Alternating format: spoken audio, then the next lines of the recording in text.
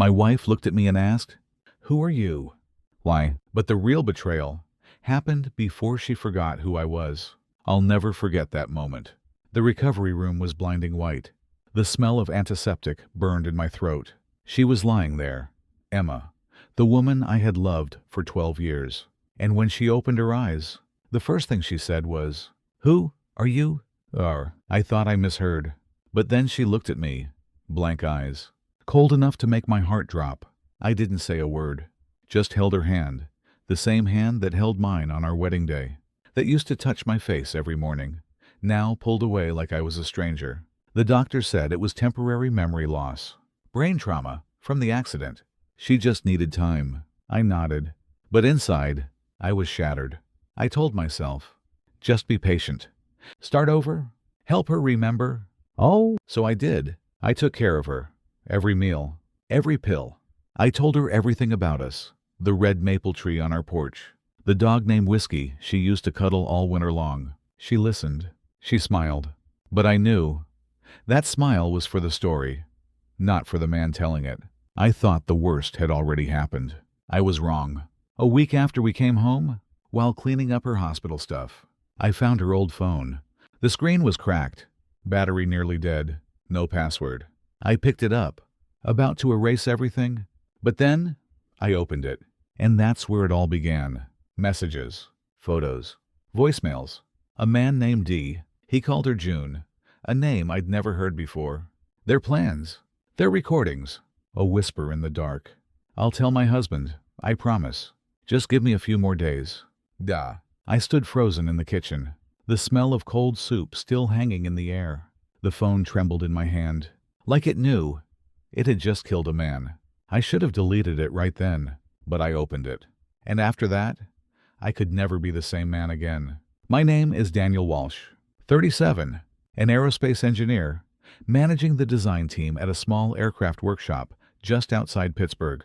No one really knows me. I'm not rich, not famous, but I used to think I was lucky, because every night after work, I came home to a house where the lights were always on earlier than the neighbors, where soft jazz played from a tiny speaker, and where a woman stood in the kitchen, covered in flour, and wearing the same apron she'd had since we got married.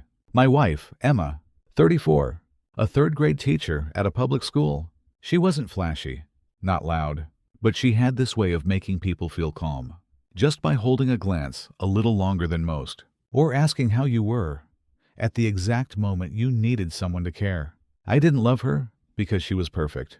I loved her because she was real. She never faked a smile, never pretended to be okay when she wasn't. She'd cry in front of me without shame. She'd say things like, "I feel useless today," without worrying how it sounded. And because she lived that honestly, I felt like I had to be kind enough to deserve someone like that. I met Emma back in college. She worked part-time at the engineering library, in charge of the checkout desk. One day, I saw her struggling with this old man who was upset about waiting too long. I stepped in, helped her find the book, and the first time she looked at me, I knew I wouldn't forget those eyes. There was something tired in them, but still trying to smile. Just like me, we fell in love pretty quickly, got married when she was 22.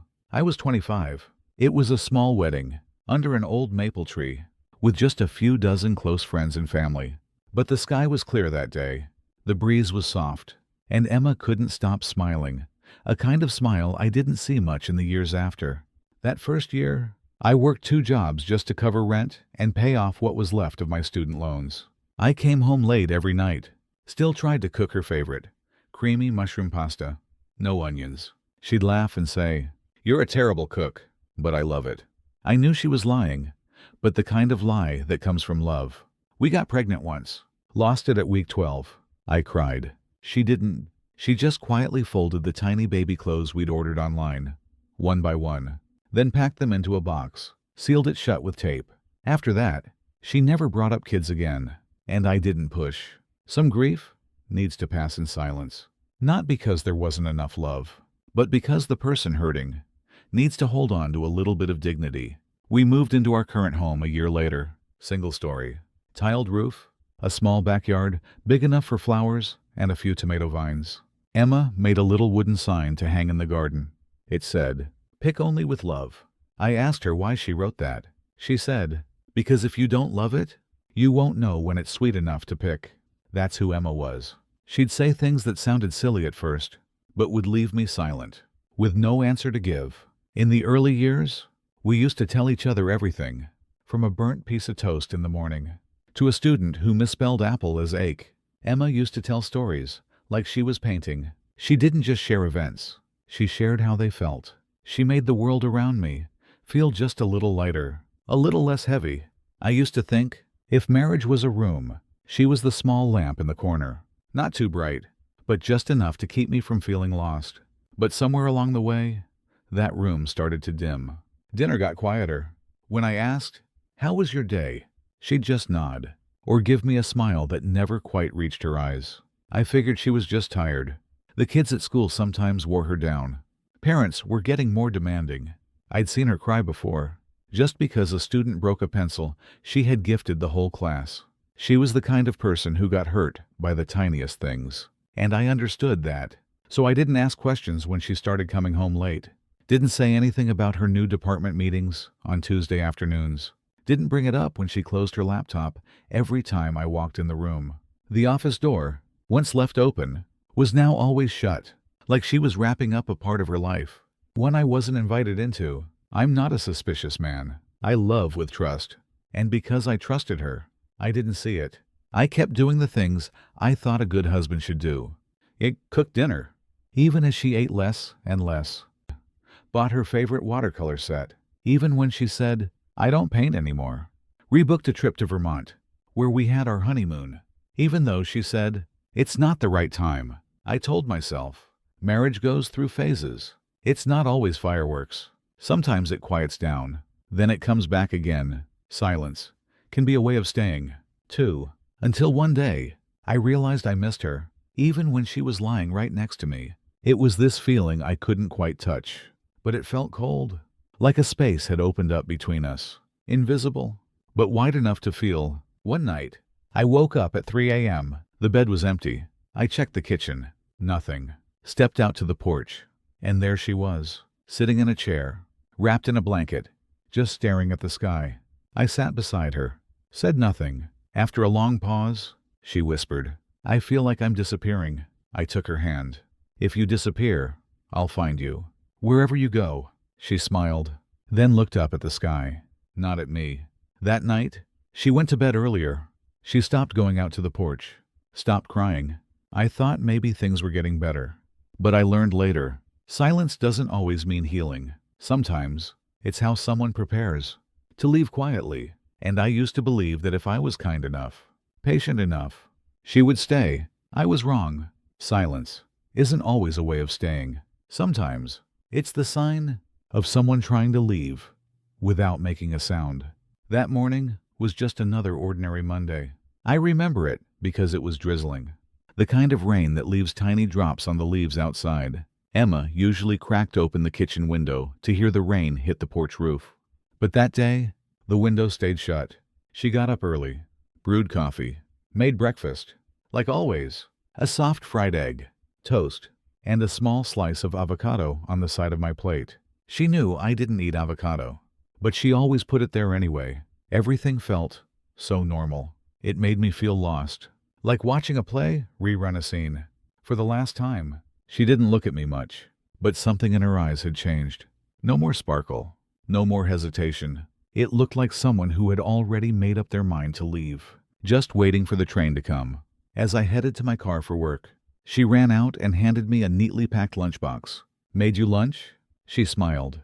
"It's raining. Better not eat out today." I was surprised. It had been a long time since she last packed me lunch. I took it, gently kissed her forehead. "Thanks. I'll eat it all." She held her gaze on me for a few seconds. Didn't say a word. Those eyes. That was the last time I saw them fully, before I knew what I was about to lose. At noon, I opened the lunchbox. The rice was still warm. She must have kept it in a thermal container. Inside was the same meal she used to make the first year we got married. Ginger glazed chicken, boiled egg, steamed greens. I laughed a little, remembering how she once forgot to add salt. Just as I reached for my chopsticks, I noticed a folded note tucked beneath the lid. I opened it, and for a second, my heart stopped. Her wedding ring was inside, silent, cold. Next to it, just one line. "Don't look for me. I'm sorry." I read it again and again, hoping I was wrong. That ring was the one she insisted on keeping for our wedding, even when her mom wanted her to pick a new one. The ring I had chosen myself, carried in my pocket for 3 weeks, waiting for the right moment to propose. I called her. No answer. Called again. Second time. Third. 12 calls. Nothing. I took emergency leave and drove home. The road was slick with rain. My knuckles were white on the steering wheel. When I opened the door, the first thing I felt was emptiness. No smell of apple pie. No jazz playing. No faint hum of her singing in the kitchen. I ran to the bedroom. Her side of the closet. Wide open. Empty. The drawer where she kept her things. Bare. Except for an old handkerchief. I checked the office. Completely cleaned out. No sketchbooks. No laptop. Even the little cactus I once bought for her. Gone. The wedding photo frame in the living room was still hanging. But the photo inside was missing. Just a blank, dusty background. Like time itself had started covering up a memory that no longer wanted to be remembered. I walked back to the kitchen. On the dining table, the spot where she always placed my dinner, was a handwritten letter. Tilted handwriting. Familiar. Folded carefully. Placed exactly where she used to sit. I touched it, and my fingers turned cold. Like touching something you can't ever get back. I wish I hadn't read it.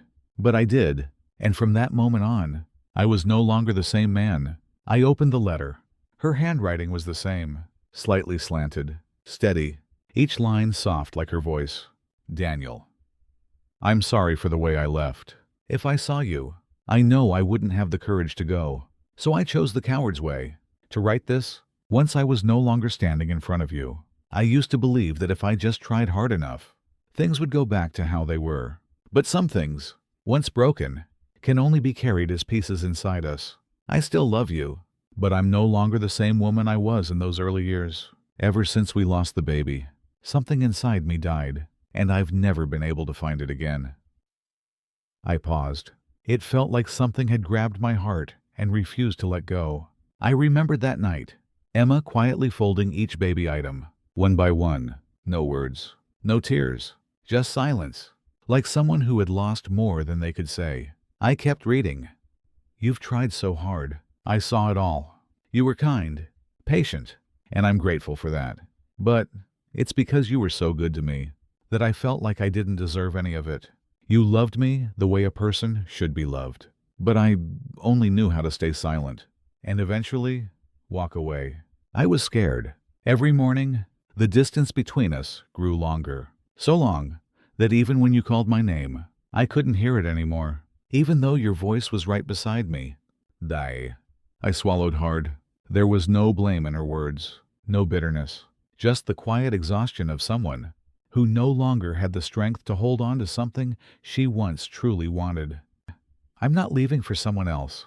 There is no one else. I just need to find myself, or whatever's left of me. It might take a few months. It might take years. It might take forever. I can't promise anything.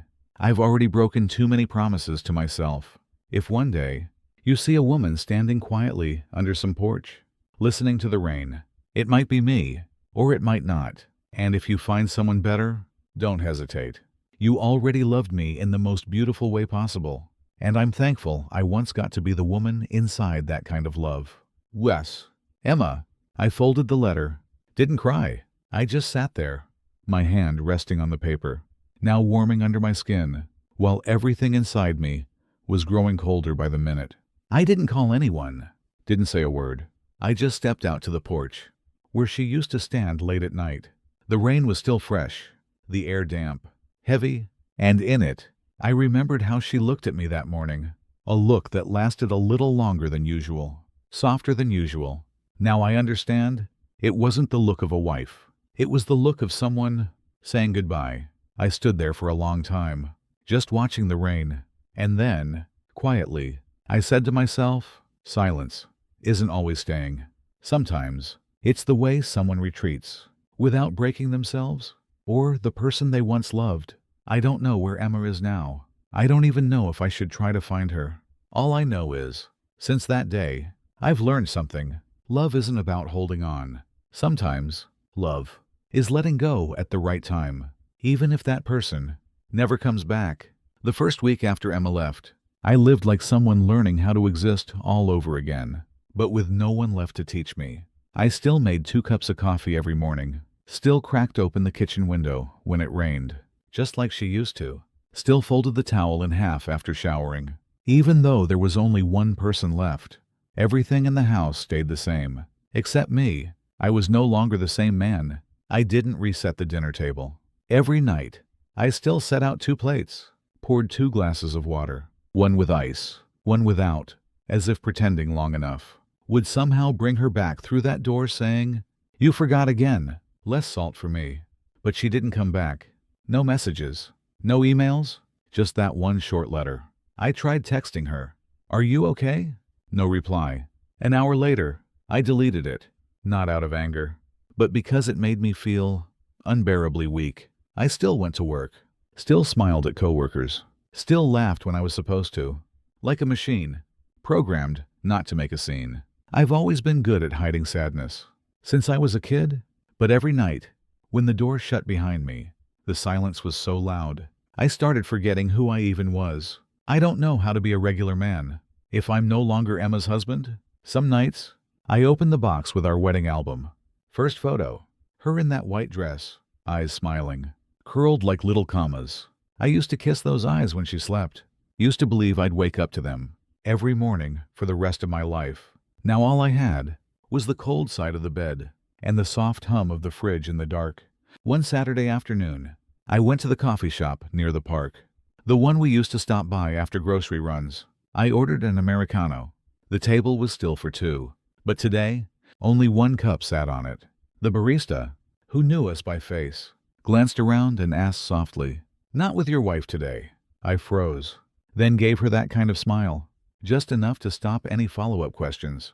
"She's off trying to find herself somewhere. I'm just here to remember what it used to feel like." She nodded and walked away, and I just sat there for hours, watching strangers pass by, as if hoping a familiar face might suddenly appear in the crowd. I didn't even know what I was waiting for. A message, a miracle, or just a reason to keep going. I pulled out my phone, scrolled through old photos. Her holding a cat in the pet store, her wincing at spicy food, but still trying to swallow it with pride. Us, standing in the rain that year, me soaked. Her grinning because she saved her journal in my coat pocket. I was about to reach the last photo. Then the screen lit up. A message. Unknown number. I stared at it, felt my heart skip. My hands trembled a little. I wasn't sure if I wanted to read it, or was just scared to. Then one line appeared. "Daniel, it's me." I froze. The cafe was still gently buzzing. Warm yellow lights soft on the eyes. But everything around me blurred. I kept reading those 3 words, over and over. No mistake. It was Emma. It was her. Something I thought had ended, for good. I didn't know if I should feel relief, panic, or fear. Then the next message came. "I want to see you. There's something I can't carry alone anymore." I gripped the phone, hand trembling slightly. In my mind, I'd imagined 100 reasons why she might come back. One last conversation. An explanation. Maybe a second chance? I replied. When? Where? A few minutes later, her response. Blueberry Cafe, near the old library. 5 p.m. tomorrow. Just once. I need to say this, and then I'll go. I didn't answer, just stared at the screen. Blueberry? The place we went after our first real fight. The place where she once said, "If one day we can't stay together, meet me here. Say what we need to say. Then we part." That night, I couldn't sleep. I walked around the neighborhood, drizzle falling gently. Every drop on my face reminded me of her final line in the letter. Maybe I'll turn back. Maybe I won't. I had rehearsed 100 things I wanted to say. But deep down, I was scared I'd just stand there in silence. The next day, I arrived early, half an hour early, chose the same table, ordered 2 cups of hot tea. Her usual, I sat facing the door. Every time someone walked in, my heart flinched. Cash. Feints? Not her. Bill? Noasi? Nothing. Fash. 15s? Still nothing. Fike. 23. My phone buzzed. New message. I'm sorry. I'm not Emma. I'm her friend. I went cold. My hand gripped the teacup so tightly, I didn't even notice the outer glaze had cracked. A shard sliced into my finger. Blood beaded. But I didn't feel pain. Just cold. Another message. She asked me to text. Didn't want you to recognize the number. Emma's okay, but she can't see you again. I set the phone down. My throat tightened. Final message. She left you a journal. Wrote it for you. And for herself. It's under the counter. With your name. If you want it, it's yours. I went to the front. They handed me a small brown package, tied with cloth string. On the front, in her handwriting, Daniel, don't open this unless you're truly ready. I took it home, set it on the table. It sat there, like a version of my life, folded up and sealed shut. I didn't open it right away. I just sat and stared. For a long time, I had thought maybe she wanted to come back. But in the end, what she left behind wasn't a door. It was a blessing, sealed with silence. I sat alone. As night fell, the little lamp beside the sofa cast a soft light over the notebook, its folds catching the glow. I don't know what's inside, but I know, once I open it, I won't be the same man I was yesterday. I opened the journal on a sleepless night. Rain was falling softly outside, like a sad soundtrack someone had left playing, for those who'd lost something they couldn't replace. The first page was blank, except for one line. If you still have the patience to read until the last page, I hope you'll still look at me the way you did the first time. I turned the page, heart sinking slightly, as if I was about to step into a memory I wasn't sure I was ready to revisit. Today, I saw you sitting outside the clinic. You kept spinning your wedding ring. You looked calm on the outside, but your eyes kept glancing my way, like you were waiting for me to collapse. So you could catch me. I wished I could collapse, but I didn't dare. Die. I remembered that day. She said, I'm going to get some blood work, then spent nearly 45 minutes inside. When she came out, her face was pale, but she forced a smile. It's nothing. The doctor just wants to monitor a few things. And I believed her. I didn't tell the truth, not because I wanted to lie, but because I was afraid of your eyes, afraid of how they might change. If you knew, I might never be able to have children. I froze. My hands trembled slightly. My eyes moved slowly down the page. Like if I read too fast, I might miss the one thing that once held everything together. A month before I found out I was pregnant, I went to the doctor alone.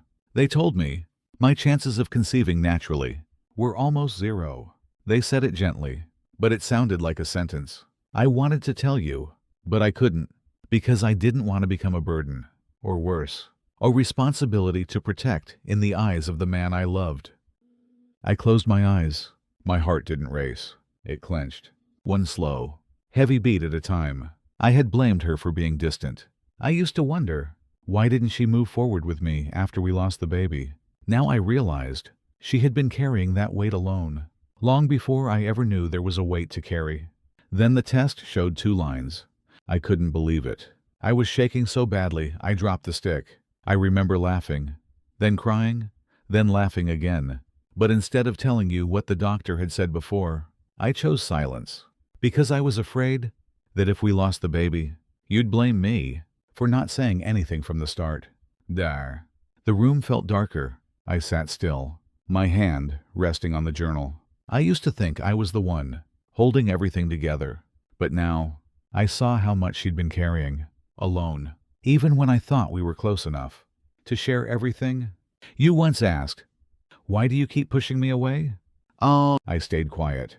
Not because I didn't know, but because if I said, I don't feel worthy of being your woman anymore, I was afraid I'd break for real. That line, that one line, stabbed straight through everything I thought I was. A man who believed he was patient enough, gentle enough, loving enough. Turns out, I never understood her the way I thought I did. I turned the page. The paper was thin, the corner slightly creased. Her handwriting slanted gently, like her, always trying to stay upright, even when her heart constantly leaned toward me. Daniel, after we lost the baby, I no longer recognized who I was. In the mornings, I still made your coffee, still folded your shirts the way you liked. But inside, I felt like a shadow, one without warmth. I bit my lower lip, trying to stay focused. She remembered every little thing, things I had thought she did on autopilot. But now I realized they were her last efforts to feel needed. I flipped again. A photo slipped out. A faded ultrasound image. Week 9, barely visible in the corner. I thought she had thrown it away, along with all traces of the pain. But she kept it. Below it, a line written in darker ink. What I lost wasn't just a child, but the belief that I was worthy of being a mother next to you. There's something I kept from you. Even after I found out I was pregnant, I went back to the clinic. The doctor said my body was too weak. If I kept the pregnancy, the risk of miscarriage was very high. Very, very high. I set the journal down, stood up, took a few steps across the room, hands clenched behind my back. My chest tightened, not from anger, but because it felt like my heart had been lifted out of me and placed somewhere unbearably cold. I went back, kept reading. I didn't tell you, because I knew you'd try to carry it all, and I was scared that if it ended in loss again, you wouldn't be able to forgive yourself. That's why I chose to leave, not because I stopped loving you, but because I couldn't bear to look at the man who once believed in me, like he believed in sunlight, with these tired eyes anymore. I collapsed onto the couch, didn't cry, but my eyes, they felt strangely dry, like even tears knew they wouldn't soften this kind of loss. The final page, her handwriting a little shaky, as if written on a cold winter night. If one day you pass by Blueberry Cafe and see someone sitting alone by the window, it might be me, it might not, but please, keep walking, because if I don't call your name, it means I'm still keeping my promise to love you from just close enough, not to hurt you. I closed the journal. There was nothing left to read. But inside me, 100 questions had just begun. I walked to the window. The rain had just stopped. The streetlights cast long shadows across the empty road. I looked down and wondered how much love, if not held with enough courage, can only survive by letting go. 3 days after finishing the journal, I still hadn't returned to my normal life. Not because I couldn't, but because I no longer saw a reason to be normal. I still woke up on time, still poured a glass of water, still leaned against the kitchen counter, staring at the empty chair by the dining table, still made coffee, 1 cup, but my hand would instinctively reach for a second mug, then quietly set it back down. Every motion, every moment, felt like a shadow. There was no one in the house, but Emma's presence hung in the air, like smoke, thin, but everywhere. That morning, I opened our closet again. Her beige coat was still there. The faint scent of jasmine clung to the fabric. I touched the hem, pressed it lightly to my face. I didn't cry, but it felt like 100 tiny needles pierced through my chest. I had lost her, but what hurt more was realizing I had started losing her long before she was actually gone. I went to the park, our usual Sunday spot, sat on our old bench, watched kids run around, ride their bikes. A little girl dropped her teddy bear. Her mom turned back to pick it up. Simple moment, but it broke something small inside me. I used to picture myself doing that. Me and Emma, a child, a stroller, arms ready to catch when our kid fell. Now, all of that lived only in a memory that no longer had a place to rest. That afternoon, I stopped by the old bookshop near the library, where Emma used to browse for sketchbooks. When she wanted to draw again, the shopkeeper recognized me, gave a silent nod. I asked, "Do you still have The Art of Stillness?" She read it after we lost the baby. Once said it helped her endure the silence better. He searched, then handed me a worn copy. The cover was creased. A faint pencil note on the first page read, "Stillness is not the absence of noise. It's the courage to stay inside your own silence." I stood there for a long time. That was exactly what Emma had done. She didn't run from me. She simply chose not to pull me under when she herself was drowning. That night, I came home, took out her journal, opened it again. This time, I didn't just read the words. I let them soak into me, like a lesson without a teacher. I went to the shelf, took our wedding photo, placed it in a new wooden frame, not to cling to the past, but to remind myself, some things are beautiful, even if they aren't whole, and still worth holding on to. We don't always get to keep the ones we love, but if we've loved deeply enough, we might just keep ourselves after the loss. The sun was soft that day. I took Emma's beige coat to the cleaners, asked them to preserve the scent. The clerk asked, "Whose coat is this? It smells lovely." I smiled. Just said, "Someone who passed through my life." Gently. That night, I sat in my workspace. On the table, her journal, The Art of Stillness, and our wedding photo. I picked up a pen, opened a blank notebook, and began to write. "Emma, you don't need to come back anymore. Because now, I've stayed with you, in a way neither of us ever expected." I didn't write to send. I wrote to release. Each word, each line, like pulling out a needle from a wound that had been buried too deep. Painful, but healing. A week later, I went back to Blueberry Cafe. Same table, same cup of tea. I brought an envelope. Inside was a copy of the journal and the letter I had just written. I asked the barista to give it to the woman who once left the journal for me, if she ever returned. Not to reconnect, not to wait, but so she'd know. I understood. As I left the cafe, I glanced through the window. The seat across was empty. I remembered the final line in her journal. "If you see someone sitting alone by the window, it might be me, it might not. But please, just walk by." And I did. I walked by. I strolled down the old street, the one Emma and I used to walk on every Sunday evening. Kids still played. Elders still sat under the fading sun. I stopped by a tiny flower shop, bought a bundle of lavender. Emma once said, "It's not the prettiest flower, but its scent lingers the longest." I didn't take it home. I placed it on the park bench, where we used to sit. A small gesture, no audience. No need for Emma to know, but I knew. I had forgiven. That night, I sat back at my desk, gently placed the journal, the book, and the letter into a wooden box, labeled it. Not to forget, but to remember, gently. Some love stories don't need closure, because sometimes silence, if it's honest enough, is the kindest kind of goodbye. That night, I slept well, for the first time in a long time. No dreams, no jolts awake, no waiting for a message. Just sleep, light and quiet. Like my heart, tonight, I sit alone again, in this familiar room, no longer waiting for anything. No more questions without answers. Just peace. I think about the things I've lost. A woman, a child who never got the chance to be born. A dream once drawn, in the eyes of two people in love. All of it, thought to be lost, but somehow still here, just in a different form. Maybe the most painful part of a relationship ending isn't losing someone, it's losing the chance to end things completely. We never had a final hug, no goodbye, no tears or blame, just a long silence, and a journal, sent back, like an echo from the past.